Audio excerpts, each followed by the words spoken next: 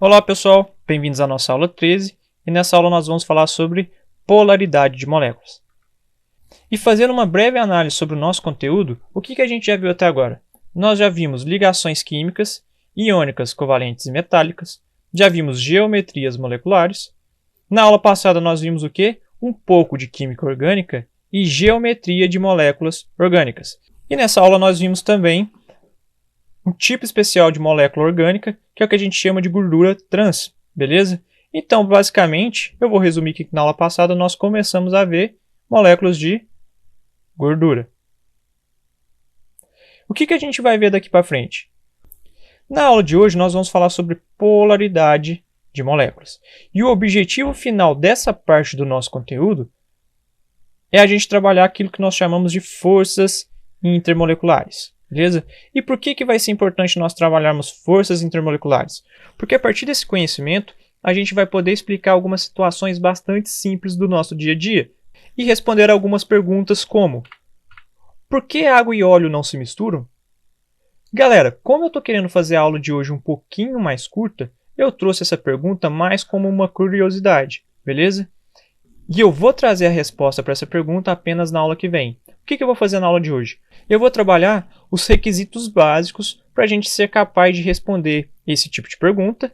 E nesse caso eu vou trabalhar na aula de hoje com vocês o que a gente chama de polaridade de moléculas. Tranquilo? E galera, o que seria polaridade de moléculas?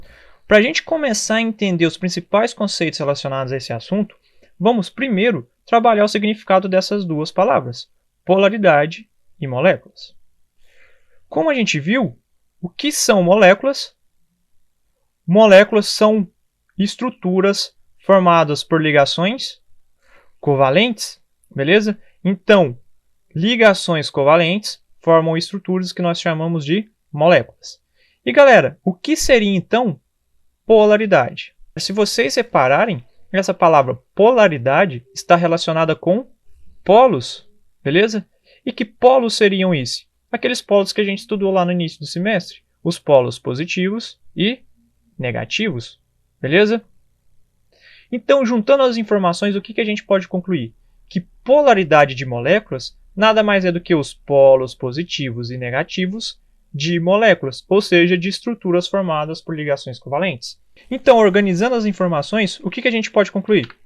Que polaridade é a possibilidade de uma molécula adquirir um polo parcial positivo e um polo parcial negativo, beleza? Galera, reparem que eu coloquei essa palavra parcial com bastante destaque. E a gente vai retomar essa palavra um pouquinho mais para frente. E o que é importante vocês lembrarem a partir de agora? Que quando eu estiver falando de polaridade de moléculas, eu estou tratando da possibilidade de uma molécula adquirir um polo parcial positivo e um polo parcial negativo.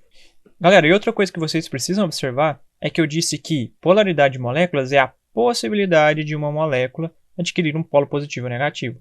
Então, galera, como eu estou falando de possibilidade, eu estou afirmando o seguinte: pode ser que uma molécula adquira um polo parcial positivo ou negativo, ou não. Tudo bem? É uma possibilidade. Então, nesse caso, quando eu analiso a polaridade de moléculas, o que eu posso fazer? Eu posso classificar as moléculas de duas formas, ou seja, as moléculas podem ser classificadas como o que nós chamamos de moléculas polares e moléculas apolares. E galera, o que seriam moléculas polares? Moléculas polares são moléculas que possuem polo parcial positivo e um polo parcial negativo, beleza? Então são aquelas moléculas capazes de produzir um polo positivo e um polo negativo. E galera, da mesma forma que existem moléculas polares, também existem moléculas apolares. E o que seria uma molécula apolar? Só pelo nome, gente, a gente consegue ter uma ideia. Por quê? Porque no caso, na palavra apolar, a gente tem um prefixo A, que é um prefixo de negação. Então, basicamente, eu posso reescrever esse A do apolar como sendo não, beleza? Então, pensando nessa lógica, o que seria uma molécula apolar? Seria uma molécula não polar, beleza? E se a gente pensar que moléculas polares são as moléculas que possuem um polo parcial positivo e um negativo, então o que seriam moléculas apolares? Seriam moléculas que não possuem polo parcial positivo ou negativo, beleza? Então, galera, nesse primeiro momento, o que eu quero que vocês analisem? Que existem dois tipos de moléculas, polares e apolares. Polares possuem polo positivo e negativo, apolares não possuem polo parcial positivo ou negativo, beleza? E, galera, para a gente começar a nossa aula, eu vou começar analisando a primeira classe de moléculas, que são as moléculas polares. E para isso, eu vou pegar como exemplo o ácido clorídrico, que possui fórmula química HCl, ou seja, que possui em sua estrutura átomos de hidrogênio e cloro. E galera, o fato dessa molécula possuir apenas 2 átomos vai facilitar bastante nós entendermos os principais conceitos relacionados às moléculas polares, beleza?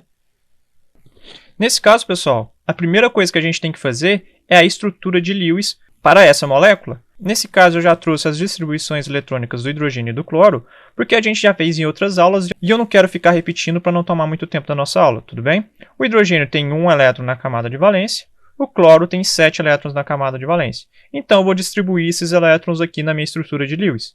Vai ficar da seguinte forma: 1 elétron para o átomo de hidrogênio, 7 elétrons para o átomo de cloro, beleza? Nesse caso, gente, eles fazem uma ligação covalente, então eu vou fazer o compartilhamento de 1 elétron entre um átomo de hidrogênio e um átomo de cloro. Nesse caso, a gente tem uma situação um pouco estranha. Por quê? Como eu falei em aulas anteriores para vocês, quando há um compartilhamento de elétrons, os átomos não adquirem uma carga positiva ou negativa bem definida, ou seja, eles não formam íons. Se vocês lembrarem, os íons lá da ligação iônica são formados com doação de elétrons. Quando há o compartilhamento de elétrons, os átomos utilizam os elétrons ao mesmo tempo, portanto, eles não adquirem uma carga muito bem definida, nem positiva, nem negativa. Então, nesse caso, a gente tem um problema. Por quê? Porque, como a gente viu, polaridade de moléculas é a possibilidade de uma molécula adquirir um polo parcial positivo e um polo parcial negativo, beleza? Só que quando há o compartilhamento de elétrons, os átomos não adquirem uma carga positiva nem negativa bem definida.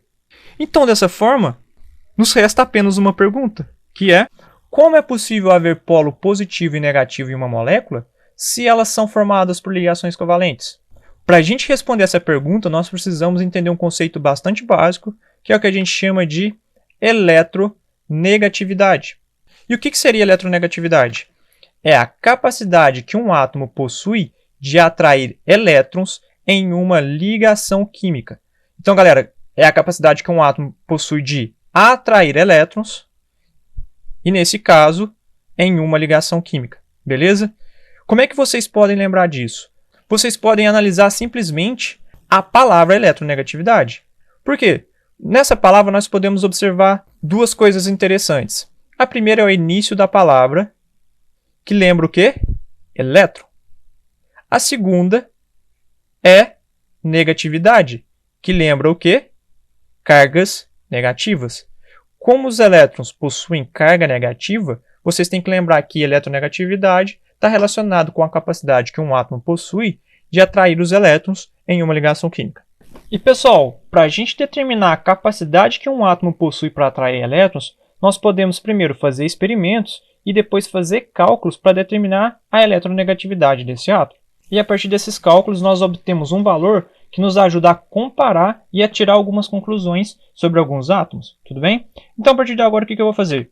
Eu vou trazer alguns exemplos de alguns átomos, e esses átomos são os átomos mais eletronegativos da tabela periódica, ou seja, são os átomos que possuem a maior capacidade de atrair elétrons. Aqui nós temos, por exemplo, flúor, oxigênio, nitrogênio, cloro, bromo, iodo, enxofre, carbono, fósforo e hidrogênio. E aqui embaixo, se vocês repararem, tem o valor da eletronegatividade para cada um desses átomos. Galera, vocês não precisam decorar esse valor. Eu só trouxe aqui para vocês terem uma noção do valor da eletronegatividade de cada átomo. O mais importante é a gente entender e compreender como comparar esses valores. Lembrando, gente, esse valor indica a eletronegatividade. E como eu disse, a eletronegatividade é a capacidade de um átomo atrair elétrons na ligação química. Se então a eletronegatividade é essa capacidade, o que nós podemos afirmar então? Que quanto maior a eletronegatividade, maior a capacidade de um átomo a atrair os elétrons de uma ligação. Beleza? No mesmo sentido, eu posso afirmar também o seguinte: quanto menor a eletronegatividade, menor a capacidade de um átomo a atrair os elétrons da ligação. Beleza? Então pensa, gente, maior eletronegatividade, mais capacidade de atrair elétrons. Quanto menor a eletronegatividade, menor a capacidade de um átomo a atrair os elétrons. Pessoal, pensando nessa lógica, vamos fazer a seguinte análise. Vamos comparar esses átomos aqui e analisar suas respectivas eletronegatividades. Dessa lista de átomos, na opinião de vocês, qual é o átomo que possui a maior capacidade de atrair elétrons? Nesse caso, vai ser o átomo de flúor. Por que o flúor? Porque ele possui o maior valor de eletronegatividade. A eletronegatividade dele aqui, ó, é 4 e é o maior dos valores aqui. Então, como ele possui a maior eletronegatividade, ele possui a maior capacidade de atrair elétrons. Na mesma lógica, qual que é o átomo que possui a menor capacidade de atrair elétrons? É o átomo de hidrogênio, porque ele possui o menor valor de eletronegatividade. A eletronegatividade dele aqui, ó, é 2,1. E dessa forma, gente, eu posso comparar qualquer átomo aqui dessa tabela. Só que, galera, eu não quero trabalhar com vocês com valores, porque eu acho que não tem necessidade da gente trabalhar com esses números por enquanto, beleza? Então, para ficar mais didático, o que eu vou fazer? Eu vou desconsiderar esses valores por enquanto e vou organizar esses átomos de uma forma mais didática para vocês. E, galera, o que eu vou fazer? Eu vou pegar esses elementos e vou distribuir eles ao longo de uma coluna. E eu vou organizar da seguinte forma. Embaixo aqui, ó, eu vou colocar o elemento com menor eletronegatividade. E em cima eu vou colocar o elemento com maior eletronegatividade, beleza? E do lado aqui, então, eu vou colocar uma seta de baixo para cima, indicando o quê? O aumento da eletronegatividade, beleza? Então, dessa forma, eu tenho de baixo para cima uma ordem crescente de eletronegatividade. O de baixo tem menor e o de cima tem maior eletronegatividade. E, galera, para continuar a explicação, o que eu vou fazer? Eu vou voltar naquele exemplo onde eu tinha a molécula de ácido clorídrico, HCl, e aqui eu tinha a estrutura de Lewis. Eu vou representar essa estrutura com um traço, tudo bem? Lembrando, gente, que esse traço aqui está representando o compartilhamento de elétrons entre o hidrogênio e o cloro. E o que eu vou fazer agora? Eu vou comparar a eletronegatividade do hidrogênio e a eletronegatividade do cloro. E para isso, o que eu vou fazer? Eu vou utilizar aquela coluna que eu acabei de passar para vocês, onde eu tinha a lista com os elementos de maior e menor eletronegatividade. Eu vou comparar o hidrogênio e o cloro, que são os elementos do HCl, que é o ácido clorídrico. E, galera, agora compara comigo. Qual dos dois átomos possui maior eletronegatividade? O cloro ou o hidrogênio? Galera, se aqui nessa tabela a eletronegatividade aumenta de baixo para cima, então o cloro possui a maior eletronegatividade quando eu comparo com o hidrogênio. O hidrogênio é um elemento que possui menor eletronegatividade. Então, entre o cloro e o hidrogênio, qual dos dois possui maior eletronegatividade? É o cloro, beleza? Então, o que eu vou fazer? Vou voltar na minha imagem e vou definir o seguinte. O cloro é mais eletronegativo. E no mesmo sentido, eu vou colocar o seguinte. O hidrogênio é menos eletronegativo. Então, entre os dois, o cloro é o mais eletronegativo, beleza? E o que significa ser mais eletronegativo? Se a gente lembrar que a eletronegatividade é a capacidade de um átomo atrair os elétrons da ligação, então dizer que o cloro é mais eletronegativo é o mesmo que dizer que o cloro possui uma maior capacidade de atrair os elétrons da ligação química. Da mesma forma, se eu digo que o hidrogênio é menos eletronegativo, eu digo também que o hidrogênio possui uma menor capacidade de atrair os elétrons da ligação química, beleza? Então, galera, cloro atrai mais elétrons e hidrogênio atrai menos elétrons. E, galera, agora vamos fazer o seguinte. Vamos voltar na minha estrutura e analisar esses elétrons da ligação química, agora pensando em termos de eletronegatividade. Nesse caso, gente, na opinião de vocês, o que é mais fácil? Esses elétrons se aproximar do cloro, que é mais eletronegativo, ou se aproximar do hidrogênio, que é menos eletronegativo? Na verdade, é mais fácil esses elétrons se aproximar do cloro, porque o cloro é mais eletronegativo, ou seja, ele tem maior capacidade de atrair os elétrons da ligação química. Portanto, esses elétrons se aproximam mais do átomo de cloro. Então, pessoal, a partir dessa análise, eu posso fazer a seguinte representação. Eu posso vir abaixo dessa molécula e colocar uma seta indicando que esses elétrons da ligação química estão se aproximando mais do átomo de cloro. Então, essa seta aqui indica que o cloro está atraindo mais esses elétrons. Então, organizando as informações, o que eu tenho? O cloro é mais eletronegativo e é mais capaz de atrair elétrons, beleza? Então, a seta representa essa atração. Só que agora pensa comigo. Se o cloro atrai mais os elétrons e esses elétrons estão mais próximos desse átomo de cloro, na opinião de vocês, esse átomo de cloro está mais positivo ou mais negativo?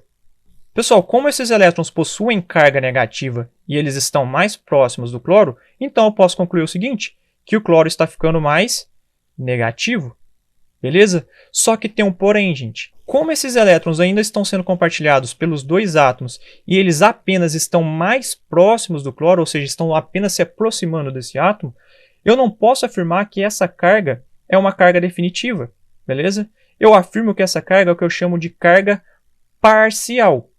Beleza? Então, nesse caso, se o cloro é mais eletronegativo e é mais capaz de atrair elétrons, então o cloro assume uma carga parcial negativa. E por que é parcial? Porque esses elétrons continuam sendo compartilhados e estão apenas se aproximando mais do átomo de cloro. Só que, pessoal, quando eu tenho uma carga parcial negativa, eu não posso vir simplesmente em cima do meu símbolo químico e representar um sinal de negativo. Eu tenho que indicar que essa carga é uma carga parcial. E como que eu faço isso? Eu represento, antes do sinal de negativo, uma letra grega indicando que essa carga é uma carga parcial negativa, beleza? Então vai ser comum vocês verem daqui para frente esse símbolo grego indicando que essa carga negativa é uma carga parcial negativa. E pessoal, agora eu posso fazer a mesma análise para o hidrogênio. Como a gente viu, os elétrons da ligação estão se aproximando mais do átomo de cloro. Então, o hidrogênio é menos eletronegativo e ele atrai menos os elétrons. Então, agora pensa comigo, gente. Se esses elétrons estão agora se afastando do átomo de hidrogênio, na opinião de vocês, esse átomo fica mais positivo ou mais negativo? O hidrogênio fica mais positivo, porque a carga negativa está se afastando do hidrogênio. Só que, da mesma forma, essa carga positiva não é uma carga definitiva, porque os elétrons ainda estão sendo compartilhados, porém só estão mais distantes do hidrogênio. Dessa forma, então, eu afirmo que essa carga também é uma carga parcial positiva. Então, nesse caso, o hidrogênio assume uma carga parcial positiva, e é parcial porque os elétrons estão apenas se afastando desse átomo. E também, da mesma forma, antes do sinal positivo, eu coloco uma letra grega indicando que essa carga é uma carga parcial positiva. E galera, para facilitar nossa análise, eu peguei uma imagem da internet que traz a mesma representação. No caso, eu tenho a ligação entre o hidrogênio e o cloro, tenho uma seta indicando que o cloro é mais eletronegativo e atrai os elétrons da ligação química, e nesse caso, então, o cloro assume uma carga parcial negativa e o hidrogênio uma carga parcial positiva. Galera, agora reparem comigo. Vocês concordam que essa molécula agora de HCl assume um polo positivo e um polo negativo? Só que indo mais além, como no caso estão sendo formadas cargas parciais negativas e cargas parciais positivas, eu posso afirmar que esse polo na verdade é um polo parcial negativo e um polo parcial positivo. Então essa molécula possui um polo parcial negativo e um polo parcial positivo, beleza? E nesse caso, quando uma molécula possui um polo parcial positivo e um polo parcial negativo, eu dou um nome especial para essa molécula. Eu chamo essa molécula de molécula polar. E por que molécula polar? Porque essa molécula possui dois polos, um parcial positivo, outro parcial negativo. Tranquilo? Então, voltando no nosso slide, o que nós podemos fazer? Nós podemos completar as informações. Como nós vimos, moléculas polares são moléculas que possuem polo parcial positivo e polo parcial negativo. Porém, agora eu quero identificar essas moléculas levando em consideração a eletronegatividade. Então, o que eu posso dizer sobre moléculas polares? Eu posso dizer o seguinte: moléculas polares são moléculas formadas por átomos com uma diferença de eletronegatividade, beleza? E galera, isso é uma coisa interessante. O primeiro passo para a gente saber se uma molécula é polar é analisar para ver se tem diferença de eletronegatividade entre os átomos. Só que galera, mesmo analisando a eletronegatividade, nesse caso, nós podemos ter uma exceção. E vão ocorrer exceções em moléculas em que as eletronegatividades se anulam. E a gente vai ver esse exemplo quando nós tratarmos de moléculas apolares, tudo bem? O que eu quero que vocês lembrem por enquanto, e que é muito importante, que moléculas polares possuem polo positivo e negativo, são formados por átomos com diferença de eletronegatividade, porém tem algumas exceções. E essas exceções vão ocorrer em moléculas em que as eletronegatividades se anulam. Beleza? E galera, basicamente, essas são as características das moléculas polares. Para a gente continuar nossa aula, eu vou trabalhar com vocês agora as moléculas apolares. E como nós vimos, as moléculas apolares são moléculas que não possuem polo parcial positivo e polo parcial negativo. Beleza? E a partir de agora nós vamos analisar em quais situações nós temos moléculas apolares sem polo positivo, sem polo negativo. E pessoal, para nós começarmos a entender moléculas apolares, ou seja, as moléculas sem diferença de polo positivo ou negativo, eu vou partir para o meu primeiro exemplo, que é o exemplo do gás cloro.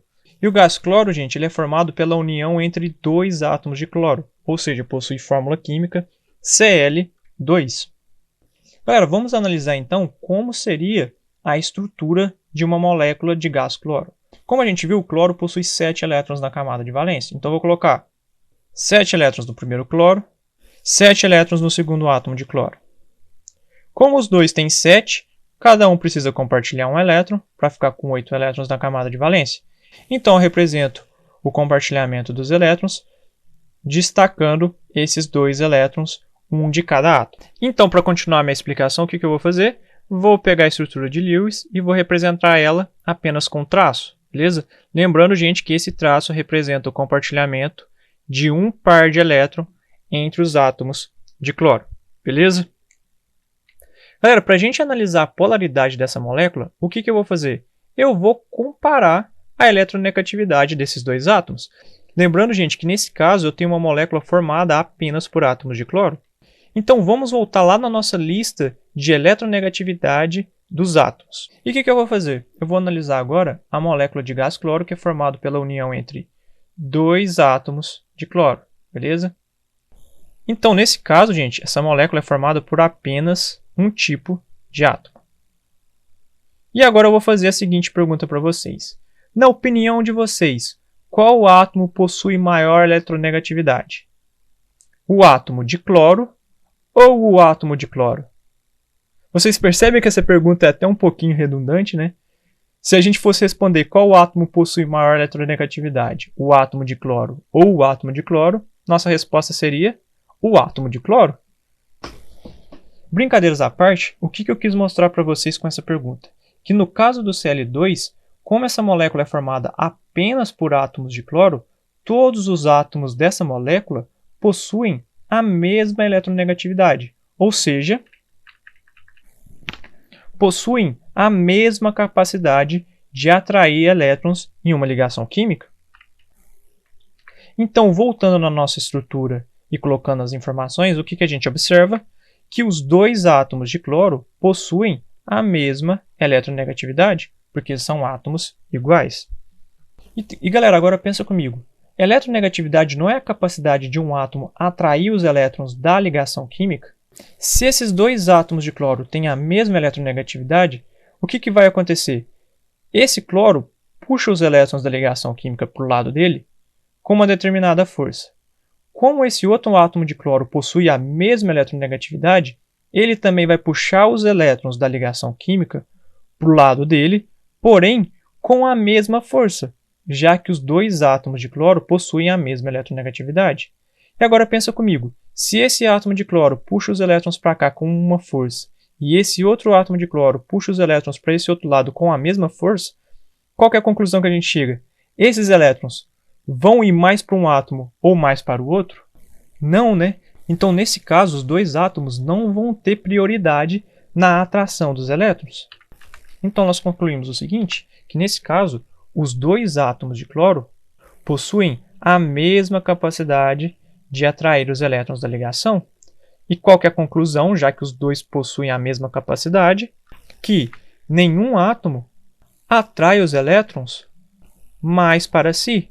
Ou seja, nenhum átomo vai ficar mais próximo dos elétrons do que o outro. Então, se nenhum átomo atrai mais os elétrons para si, qual que é a última conclusão que a gente chega? Que nesse caso, não há a formação de polos parciais positivos ou negativos, uma vez que nenhum dos dois átomos consegue atrair os elétrons mais perto de si, beleza? Então, se a gente analisa a molécula de gás cloro, que é formada por dois átomos, como os átomos de cloro são iguais, eu posso afirmar que essa molécula, então, é uma molécula apolar. E por que ela é uma molécula apolar? Porque, nesse caso, não há formação de polos parciais positivos ou negativos. Então, voltando no nosso slide organizando as informações, moléculas apolares não possuem polo parcial positivo ou negativo. E em quais casos nós vamos ter moléculas apolares? Nos casos de moléculas formadas por átomos com eletronegatividades iguais, ou seja, de forma bastante resumida, átomos iguais. Beleza? Então, galera, dica: toda vez que você tem moléculas formadas por átomos iguais, ou seja, apenas um tipo de átomo, essa molécula é apolar. E, galera, analisando moléculas apolares, nós temos um segundo caso. Então, vamos pegar o nosso exemplo 2, que é o gás metano, que possui fórmula química CH4, ou seja, um carbono ligado a 4 hidrogênios.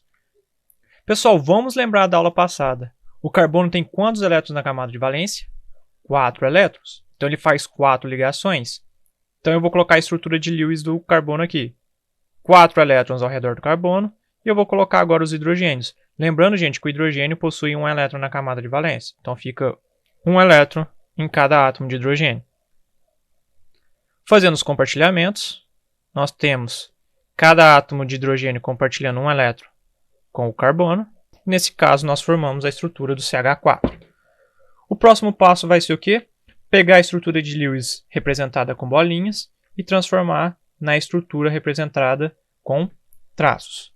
Para a gente analisar a polaridade dessa molécula, o que a gente precisa fazer? Analisar a diferença de eletronegatividade entre carbono e hidrogênio. E para isso nós vamos voltar naquela lista dos elementos com a tendência de suas eletronegatividades. E o que nós vamos fazer? Nós vamos comparar os átomos constituintes do metano, que é o carbono e o hidrogênio, no caso a fórmula química CH4.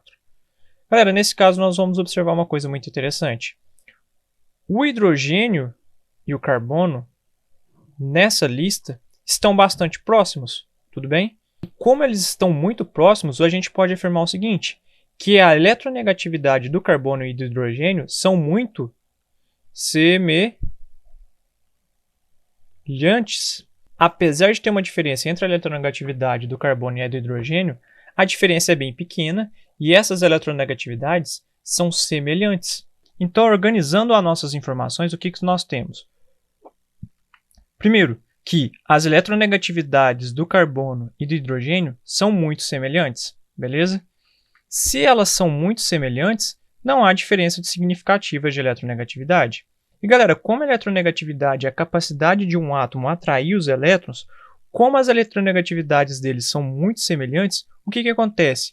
nem o hidrogênio nem o carbono são capazes de extrair com maior eficiência os elétrons da ligação química, beleza? Nesse caso, o que a gente pode concluir, então?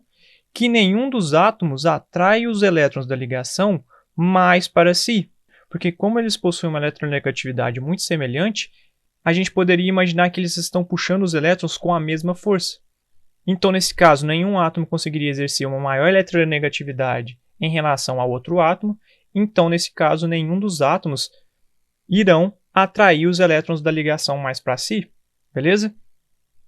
Então, galera, se nenhum dos átomos atrai os elétrons da ligação para si, o que a gente pode concluir? Que a molécula não adquire polos parciais positivos ou negativos. E nesse caso, se ela não adquire polos, o que a gente pode concluir? Que no caso o CH4 é um exemplo de molécula apolar, beleza? Por que apolar? Porque essa molécula não adquire polos parciais positivos ou negativos. Então, voltando no nosso slide e organizando as informações, o que a gente tem? Que moléculas apolares são moléculas que não possuem polo parcial positivo ou negativo, e elas podem ocorrer até o momento de duas formas. Em moléculas formadas por átomos com eletronegatividades iguais, ou seja, átomos iguais, ou, como a gente acabou de ver, em moléculas formadas por átomos com eletronegatividades semelhantes. E galera, o principal exemplo que vocês têm que lembrar é em moléculas formadas por carbono e hidrogênio. Sendo assim, gente, sempre lembre dessa regra. Moléculas formadas apenas por carbono e hidrogênio são apolares, beleza? Então, moléculas formadas apenas por carbono e hidrogênio são sempre apolares, beleza? Não se esqueçam disso. E galera, por fim, vamos analisar o nosso último caso de moléculas apolares. Nesse caso é o exemplo 3, que é o gás carbônico, que possui fórmula química CO2. Pessoal, para economizar tempo, eu já vou trazer a estrutura aqui do CO2, que é o gás carbônico. E galera, lembrando da aula passada, quando o átomo de carbono faz duas ligações duplas, ou seja, se ligar dois átomos distintos, qual é a geometria que nós obtemos dessa molécula? A geometria linear. Então lembrem, gente, que o CO2 possui geometria linear. E essa geometria vai ser fundamental para a gente entender a polaridade dessa molécula. Então, basicamente, o que a gente vai fazer? A partir de agora, nós vamos pegar o CO2 e vamos comparar a eletronegatividade do carbono e do oxigênio. Para isso, então, eu vou voltar no meu slide de eletronegatividade e vou comparar os átomos. Aqui eu tenho o carbono e aqui eu tenho o oxigênio. Galera, entre os dois tem uma diferença considerável, não tem? O oxigênio possui maior eletronegatividade e o carbono menor eletronegatividade. E entre eles há uma diferença bastante significativa de eletronegatividade. Porém, quando nós voltamos na molécula e analisamos a geometria, nós observamos uma coisa bastante interessante. Então vamos lá, vamos organizar as informações. Comparando as eletronegatividades do carbono e do oxigênio, o que a gente observa? Primeiro, que o oxigênio é mais eletronegativo que o carbono. Tranquilo? Se o oxigênio é mais eletronegativo que o carbono, o que a gente observa também? Que os átomos de oxigênio tendem a atrair os elétrons da ligação. Os elétrons da ligação estão sendo representados com traço. Como o oxigênio é mais eletronegativo, então os dois átomos de oxigênio tendem a atrair os elétrons da ligação para si, beleza? Só que nesse caso, nós vamos ter uma coisa muito interessante. Como essa molécula é linear, nós podemos afirmar o seguinte: como a geometria dessa molécula é linear, os átomos de oxigênio atraem os elétrons com a mesma intensidade, porque eles são iguais, possuem a mesma eletronegatividade, porém em sentidos opostos. Ou seja, enquanto esse oxigênio, por exemplo, puxa os elétrons para a esquerda, esse outro átomo de oxigênio puxa os elétrons para a direita. Então, eles puxam os elétrons em sentidos opostos e com a mesma força, ou seja, com a mesma intensidade. E nesse caso, o que vai acontecer? esses átomos de oxigênio, de certa forma, se anulam. Tudo bem? Então a gente pode concluir que nenhum átomo, no caso dessa molécula, atrai os elétrons mais para si. E por que isso acontece? Porque os átomos de oxigênio puxam os elétrons com a mesma intensidade, porém em sentidos opostos. E galera, se nenhum átomo atrai os elétrons mais para si, o que a gente pode concluir? Que a molécula não assume um polo parcial positivo ou negativo. Portanto, se eu for classificar essa molécula como polar ou apolar, qual vai ser a minha resposta? Essa molécula é apolar.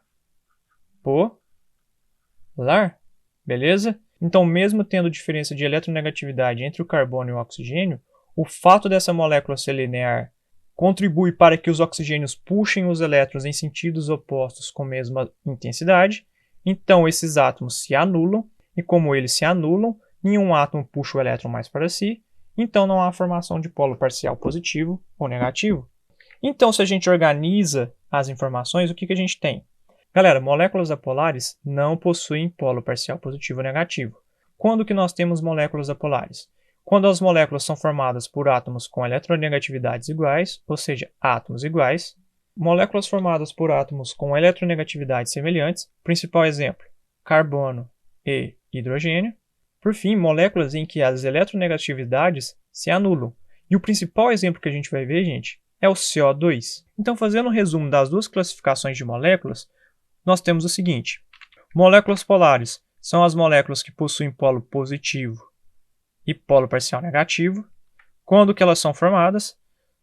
Moléculas polares são formadas por átomos com uma diferença de eletronegatividade, só que como a gente acabou de ver, tem exceção. Qual é a exceção? Quando moléculas possuem eletronegatividades que se anulam. E nós acabamos de ver uma exceção, que é o CO2. O CO2, mesmo tendo diferença de eletronegatividade, é apolar. Continuando, moléculas apolares não possuem polo negativo ou positivo. Em quais situações nós temos moléculas apolares? Primeiro, em moléculas formadas por átomos com eletronegatividades iguais, átomos iguais. Segundo, moléculas formadas por átomos com eletronegatividades semelhantes. Lembra, carbono e hidrogênio. E por fim, moléculas em que as eletronegatividades se anulam. Principal exemplo, CO2. E galera, para a gente finalizar nossa aula com chave de ouro, eu vou fazer com vocês 2 exercícios para a gente praticar como determinar se uma molécula é polar ou apolar, beleza? E o nosso exercício 1 é o seguinte. Considere a estrutura de uma molécula de água. Aí aqui eu tenho uma molécula de água. Aí eu pergunto o seguinte. Nesse caso, a molécula de água é polar ou apolar? E pessoal, sempre que vocês forem fazer um exercício de polaridade, a primeira coisa que vocês têm que ter em mãos ou em mente é aquela lista de eletronegatividade, beleza? Então, para responder essa questão, a primeira coisa que eu vou ter que fazer é o seguinte. Analisar e comparar as eletronegatividades do átomo de oxigênio e os átomos de hidrogênio, beleza? Então, vamos pegar esses átomos e utilizar a lista de eletronegatividade para comparar a eletronegatividade desses dois átomos. Então, no caso, eu vou circular aqui, ó, hidrogênio, está aqui embaixo, oxigênio, está aqui em cima. Galera, entre os dois, quem tem a maior eletronegatividade? O oxigênio possui maior eletronegatividade e o hidrogênio é um dos átomos que possui menor eletronegatividade dessa lista, beleza? Então, nesse caso, nós podemos observar uma grande diferença de eletronegatividade. Então, voltando ao nosso slide e analisando a estrutura da molécula de água, o que nós observamos? O oxigênio é mais eletronegativo que o hidrogênio. Ou seja, o oxigênio atrai os elétrons da ligação, beleza? Então, nesse caso, nós vamos ter o oxigênio atraindo os elétrons da ligação com esse hidrogênio e atraindo os elétrons da ligação desse outro hidrogênio. Galera, como o oxigênio está atraindo os elétrons, ele assume uma carga parcial negativa, beleza? Como os hidrogênios não estão atraindo os elétrons da ligação, eles assumem uma carga parcial positiva. Nesse caso, há a formação de polos? Sim. Então, essa molécula de água é polar ou apolar? No caso, a molécula de água é polar. Tranquilo? E no caso da água, o átomo que assume uma carga negativa é o oxigênio. E o átomo que assume uma carga positiva é o hidrogênio. Galera, dica de ouro. Sempre o átomo que é mais eletronegativo tende a assumir uma carga parcial negativa e o átomo que é menos eletronegativo tende a assumir uma carga parcial positiva. Tudo bem? E galera, para finalizar a aula, vamos fazer nosso exercício 2. Se vocês quiserem tentar, pausa o vídeo, tenta fazer e depois volta para a explicação. Tranquilo? Então, o que eu peço no exercício 2? Eu digo o seguinte: considere as seguintes fórmulas químicas: HBr e C2H4. Aí o que eu pergunto? Qual molécula é polar e qual é apolar? Aí ainda peço para vocês, indique as cargas parciais positivas e negativas para a molécula polar. Galera, para resolver essa questão, o que eu vou fazer? Vou pegar essas duas fórmulas químicas e vou passá-la para um slide para ficar um pouquinho mais organizado. Vamos começar com a primeira fórmula química, que é o HBr. Beleza? Para eu saber se essa molécula é polar ou apolar, a primeira coisa que eu tenho que comparar é a eletronegatividade entre o hidrogênio e o bromo. E para isso, eu preciso voltar naquela lista de eletronegatividade. Galera, vamos lá. O bromo está aqui na minha lista, o hidrogênio está aqui embaixo. Comparando os dois, qual dos dois possui maior eletronegatividade? O bromo possui maior eletronegatividade, ou seja, ele é mais eletronegativo. O hidrogênio é um dos átomos que possui menor eletronegatividade. Então, há uma diferença entre o bromo e o hidrogênio, beleza? Então, voltando para o nosso slide, o que nós podemos observar? Que, quando moléculas são formadas por átomos com uma diferença de eletronegatividade, como é o caso do HBr, e não é uma exceção, ou seja, as eletronegatividades não se anulam, como é o caso do CO2, então, nesse caso, eu posso afirmar que o HBr é uma molécula polar. Tranquilo? Então, como há diferença de eletronegatividade, eu posso afirmar então que o HBr é uma molécula polar. E galera, como nós já vimos que o HBr é a molécula polar, vamos fazer a segunda parte da questão, que é indicar as cargas parciais positivas e negativas para essa molécula. Nesse caso, o que a gente tem que analisar? Qual dos dois átomos possui a maior eletronegatividade? É o bromo, né? E como eu falei no exemplo anterior, o átomo que tende a ter a maior eletronegatividade assume uma carga parcial negativa e o átomo com menor eletronegatividade uma carga parcial positiva. Então, voltando na minha questão, o que eu posso afirmar? Como o hidrogênio é menos eletronegativo, ele assume uma carga parcial positiva. Como o bromo é mais eletronegativo, assume uma carga parcial negativa. Beleza? Então, o hidrogênio fica mais positivo, o bromo fica mais negativo. Galera, agora vamos analisar a segunda molécula. Essa molécula é polar ou apolar? Bom, para a gente analisar se ela é polar ou apolar, eu poderia também utilizar a minha lista de eletronegatividade, só que apenas observando os átomos que compõem essa molécula, eu já consigo afirmar se ela é polar ou apolar. Por quê? Porque nessa molécula, gente, a gente só tem carbono e hidrogênio. E o que nós vimos, gente? Que carbono e hidrogênio são átomos que possuem eletronegatividades semelhantes. Beleza? Se eles têm eletronegatividades semelhantes, nenhum dos dois átomos vai atrair mais os elétrons da ligação. E se vocês quiserem lembrar, basta voltar naquele slide que eu disse que moléculas formadas apenas por carbono e hidrogênio são sempre apolares, beleza? Então, voltando na questão, como nessa molécula tem apenas carbono e hidrogênio, eu posso afirmar de cara que essa molécula é apolar. Tranquilo?